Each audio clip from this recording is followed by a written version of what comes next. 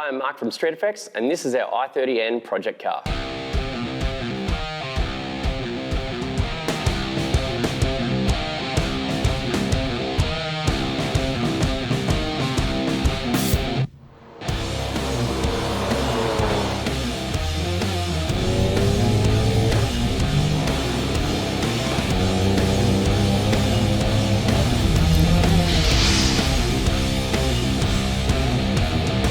I probably would never have been caught dead driving a Hyundai. I have owned everything from Toyota Supras, RX-7s, GTRs, Lamborghinis, Porsches, BMW M3s, M5s. A Hyundai was not on my list of to-do cars previously.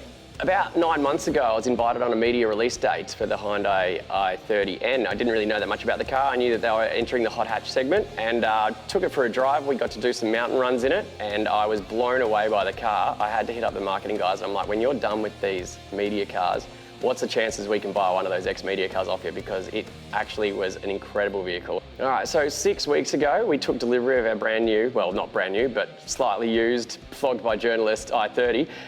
Look at me with a brand new Hyundai. We took it straight to the track a couple of hours later and we flogged the ring out of it. We threw some semi-slicks on it and got even closer to our track times that we'd done in much more pedigreed vehicles. On the first day that I took it out to the track, I saw that we were faster than every other car that was even remotely standard. Ford Focus RS, Type R Civics, WRX STIs. And I figured, well, let's see what it can actually beat in the big scheme of things. So we thought we would try and enter it into World Time Attack, which is up against some seriously heavyweight vehicles. Spoke to Hyundai, they were pretty responsive to our idea of putting it into World Time Attack, and they had a perfect driver in mind, a pretty qualified guy who has done quite a lot of the end performance stuff in the past, done some driver ed days, Jordan Cox. Well, being the car has only been on the market in Australia for a few months, there wasn't a lot out there for it. So we thought we'd take this opportunity to actually develop our own packages of things that could actually make it a little bit quicker. We hit up a few different companies and decided that we would try and be a bit of a pioneer in the modifications for them and see if we could refine what was already a pretty impressive package. Out of the box, the suspension on these cars is pretty incredible because it's got the magnetic dampers, so you can adjust it between street, track. So what we wanted to do is be able to get some camber adjustment, which meant that we had to go get coilovers with them camber tops. So we then hit up MCA suspension and then they did a prototype set of coilovers for it. Obviously, being that we had to do the fronts, we then had to do the rears. Factory, these run a different type of suspension. The spring is separate to the shock, so it's not a coilover. So we did a full coilover conversion for the rear, and that has enabled us to get height adjustment front and rear. And the rear, strangely enough, has a lot of adjustment for camber, toe. The front has nothing. So we had to basically make it so that we could get that adjustment in the front as well as the back. Although the brakes in these are fantastic, like I said, we went, I think on the journalist day, we did 150 odd laps, just round the track, journalist, the next journalist, and next journalist in. It did not fade. We thought that we would try and get a little bit more biting power out of it. We hit up Marty from Motorsport Brakes and got a set of Circo custom brake pads done for it and some slotted rotors. There is nobody on the internet, there was no one in the world that had made any body modifications for the latest i30 at all yet. So first thing on our list is we wanted to do an FRP, a fiberglass hood. And second to that, we wanted to have some vents in it because we figured that we were probably going to be getting a bit hot under the bonnet. A front splitter would be good, some aero, and some side skirts. So we approached a company in Queensland, Blitz Bonnets. They are the only company in Australia that is allowed to make FRP and carbon fibre hoods that are Australian design rules compliant. We did test this car very briefly at Queensland Raceway with the suspension and everything in it, and we noticed that it was a little bit tail happy. So because we lost the electronic damper controls, we couldn't dial that out. Sort of hit up the guys at Hyundai and I'm like, you know the TCR cars? And they're like, yes. I'm like, well, those rear hatches, they're pretty cool, hey? And they come integrated with this ridiculous for the street wing. Looks fantastic though, but a rear wing got rid of all of the oversteer that we could possibly imagine because the rear wing can keep the back end planted. So this rear wing is actually off one of the legitimate, genuine TCR cars. The graphics went on thanks to Exodus Design, and we've got window tinting from Solastar and Opticoat just to stop the rubber from sticking to the car, which we're needing because there's a lot of rubber stuck to the car. Factory wheels are pretty heavy, so we hit up Koya. They provided us a set of semi-forged lightweight wheels. We tried a set of 18x9s, didn't fit on the back, unfortunately, so we ran 18x9 on the front, 18x8 on the back. The 18x9s we were able to fit on the front because we were able to dial in a lot of negative camber, so we're running about 4 degrees of negative on the front of this now. And it also got rid of a lot of unsprung mass as well, so I think they dropped around 3 kilo per corner that we were able to drop off the weight of the car from going to those coils. For World Time Attack, we had a limitation on what tyre we could run. So there's a control tyre, it's the Advan 8008 Yokohama tyre. The biggest tyre that we could practically fit on the front of this on a 9-inch rim was a 255, which fitted under the car, no problems. And the rears though, being an 8-inch rim, we didn't want to push it. And at the end of the day, it's a front wheel drive, so all the work's being done up there. We used a 235 on the back. The day that I got the car, went straight on the dyno, and at the hubs, it made 244 horsepower on the first run. And as we ran it, we ran 3 or 4 times and the power just started dropping off. We were getting a lot of heat soak from the factory intercooler. We pulled the front end apart, sent the intercooler and radiator off to PWR. Now, the factory front end of this is pretty much an integrated intercooler and radiator. So PWR designed a kit. They did a 3D scan of the front end, and now we've got a intercooler and radiator package that flows far better than the factory one. And the next time we put it on the dyno, there was literally no heat soak. It was 4 or 5 degrees above ambient every time we ran it on the dyno. We wanted to make the exhaust a bit more free-flowing, so we hit up X-Force. They were able to produce a dump pipe, front pipe, and we've got resonators and a twin exhaust system at the back.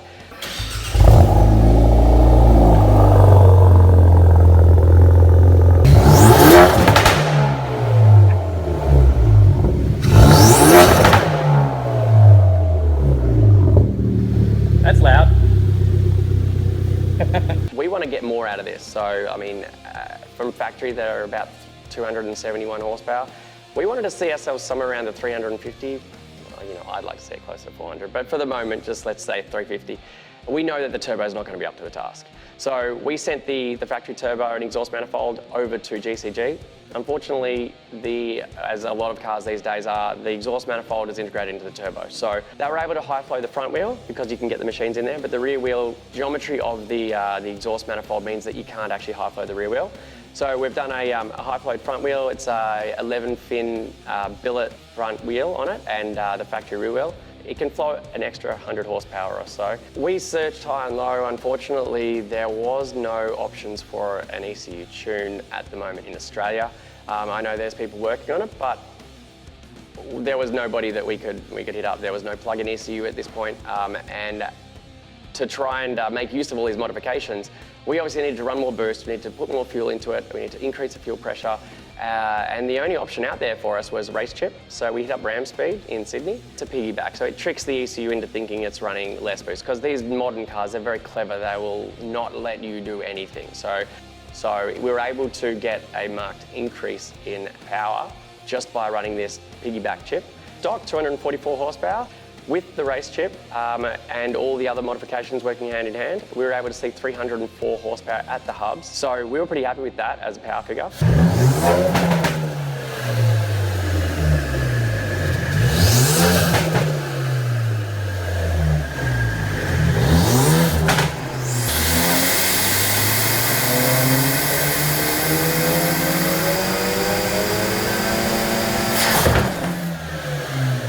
We're making 60 horsepower more at the hubs, probably close to around 70-ish at the flywheel. We've had no problems with putting that power down as well. The chassis is fantastic, the brakes are good. The ELSD in it, electronic LSD in it, is brilliant, so that has helped us get the power down to the ground as well. I would have no qualms with putting an extra 50, 60 horsepower through this. I'd love to see that, and I don't think that this gearbox or this LSD is going to have any problems doing it. As with pretty much all of our cars, our home base is GT Auto Garage. They put all the parts in for us. That was on their dyno quite a number of times, and they manufactured a cold air intake prototype for us as well. Big thanks to the guys at GT Auto Garage for putting it all together for us, making sure it was a bit of a strain to get it ready for time attack, but they pulled it off as they always do. We also had a hell of a lot of help from Jeff and the boys at M Performance, who put in countless hours and sleepless nights, so massive thanks to those guys there. Couldn't have done it without them either. Time attack rolled in on Thursday, pretty wet track. It's dried out during the day, and then as soon as it got a little bit less wet, Jordan, our driver, smashed out a 1:45. We then spoke to the organisers, and they said that if we planned on running that time again in competition, we'd either have to have a half cage or we'd be ejected from the competition. Say seriously, if you run faster than 145, you've got to have a cam's approval roll cage in the car. So what? It's Thursday night. Where are we supposed to get a cage? Don't run at 145. Run it slower. Yeah, well, basically, what am I supposed to say? You can't just give us an exemption for that? No exemption. If I give an exemption to you, I've got to give an exemption to others. So we did what any normal person would do. We ripped the interior apart and we put a half cage in. It was about 6 p.m. on Thursday evening. Jeff from N Performance, don't know how he managed to do it, he called the shop, Wheeldridge Fabrications, down in Sydney, and somehow he managed to convince them to put a roll cage in at 8 p.m, finish it at midnight, and so that way we could roll into the track at 6 a.m. the next day with our half cage. Scrutineers came over. They were a little bit blown away. They thought we were either going to force the car to run slower or pull out because we'd get disqualified. And they're looking at it and they're like, you've put a cage in a matter of hours. I don't know how you managed to do that, but now you've got one, so you can run in as fast as you want to go. Went out on the track, but it was appalling conditions. It was hammering down rain, which we thought would do quite well because, you know, it'd even the playing field a little bit. Unfortunately, very tail-happy car in the rain. So we had very little chance to do any good laps. We were at one point coming third. Drier sessions, we got some pretty good results. We started seeing our 1 minute 45s again. The track was still a little bit damp. We had a little bit of extra weight from the roll cage, and we were on old tyres as well, and we hadn't gotten a particularly good lap down. The best time we managed to pull on the Friday, I think, was a 1:45, and that was really all that was in it on those old tyres.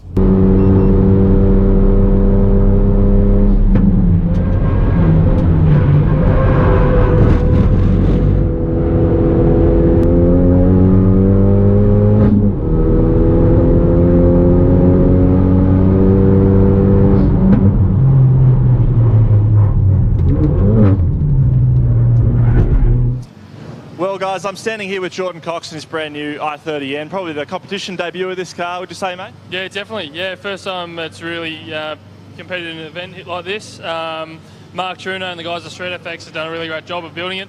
It's basically really road car based. We drove it here to the track. I'm going to drive it home tonight. It's pretty fun, and yeah, looking forward to see what we can do with it. Yeah, well, I've got to get you to tell me a little bit about something, mate. Yesterday, actually, it's probably not news to you, but you went too fast in this car, so a bit of work you had to do overnight. Tell us about that. Yeah, so basically the cutout time to have a roll cage is a 1 minute 45, and we did that in our first session yesterday, which we didn't think we were going to do. So Craig Wheeldridge, the guys at Wheeldridge Fabrication, they've squeezed us in, got there at 8 o'clock last night, finished at midnight, got a half cage in it. Come check it out if you like, but yeah, now we're here, so it's good. Done a lot of laps around here. You're out there sort of testing the limits that last circuit. Tell us about that wild save you had coming into the last complex of corners. I think every corner's a wild save. It's a bit loose out there, so yeah, we're trying to find the balance of the car. It's good in the dry. It's not that good in the wet, which we thought it would be. So we just got to tune it up and see how we go. This is the first time in World Time Attack history that a Hyundai has even ever been entered. So in 10 years, no one has had the crazy idea of entering a Hyundai. Probably because prior to the N series, there hasn't been a lot of very interesting, very fast cars out of Hyundai available in Australia. The day that we got told that we were running too fast, the look on the official's face was a little bit shocked. He came up to us and said, you know the rules, you can't run it. We didn't expect this car to run this fast, so when we scrutineered it, we didn't think you were going to need a cage, because they thought we were going to be running in the 50s. When we ran a 1 minute 45, they were also equally blown away. Everyone was quite shocked. Keeping an eye on that i30 of Jordan Cox, it really is pushing hard. Jordan Cox getting every last millimetre out of this i30. So, hey, who would have thought? If you told me 12 months ago there's going to be a Hyundai i30 dusting up a few Gulfs in Club Sprint, I wouldn't believe it until I saw it, and now we're starting to see it. Saturday morning, everyone knows on a track day the best time to get out there is when it's cold. The track temps were down lower so that the car didn't have greasy tyres or anything like that. We set some decent times in the morning. We ran a 1:44. Too fast for the windscreen banner. The fresh green tyres, they shaved off an extra second, so we got in the 1:44s. Then the rain set in and we didn't really get any better times. Enough to place us 19th out of around 36 cars, I think there were. That was a pretty decent effort considering It was faster than a few GTRs, RX-7s, every single Euro hot hatch we beat, enough to put us ahead of quite a number of cars that otherwise should have hosed the floor against us, or everyone would have expected so. There was a lot of high-end cars there, and we didn't embarrass ourselves. We placed in the middle of the field. We left quite a number for dead, and I'm quite happy with the fact that we trounced all the GTIs. That was a good little feeling there, because that's pretty much the segment that this is pitted up against, and those cars had a lot of modifications. They were DSG with 600 odd horsepower.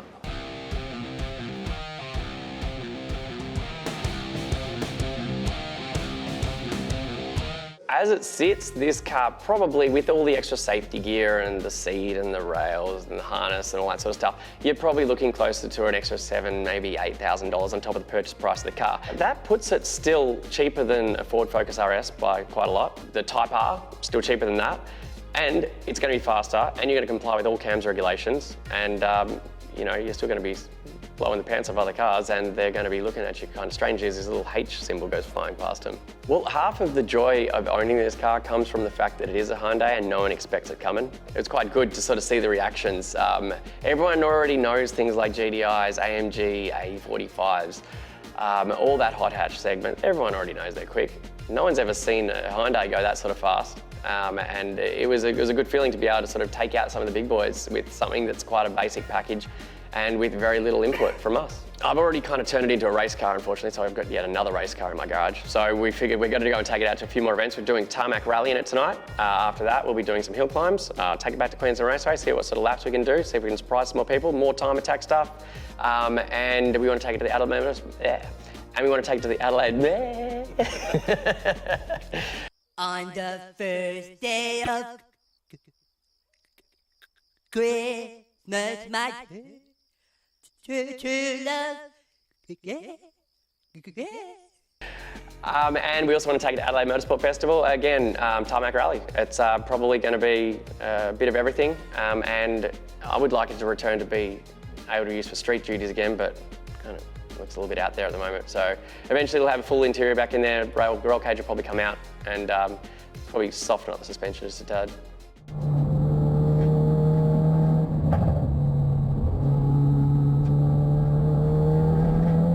Your i30N, for heaven's sake. Yeah.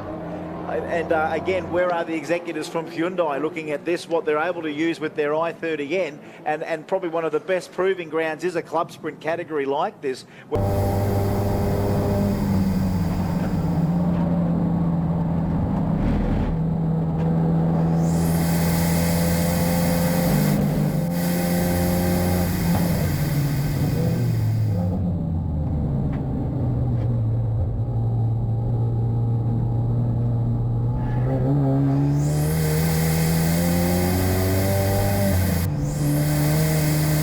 298, so we've got a Gulf in front of the i30 again, but it is now drying conditions. What can Jordan Cox unleash out of what you would not even, I wouldn't even look at an i30 sideways, to be honest, as far as a performance hot hatch, but they're fast, getting a bit of a reputation of being an alternative to your traditional hot hatches, and out of all things, it is this this Hyundai.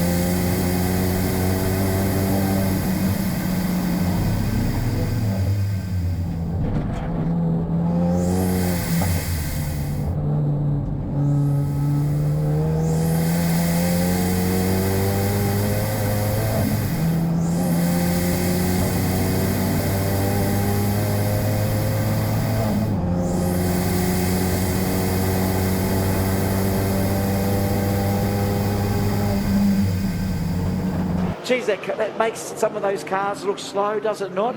Your i30N